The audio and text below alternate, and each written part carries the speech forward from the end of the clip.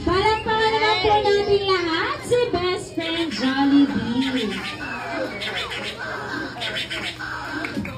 Okay, at syempre hinahayaan ko po tayong lahat na magsipat kayo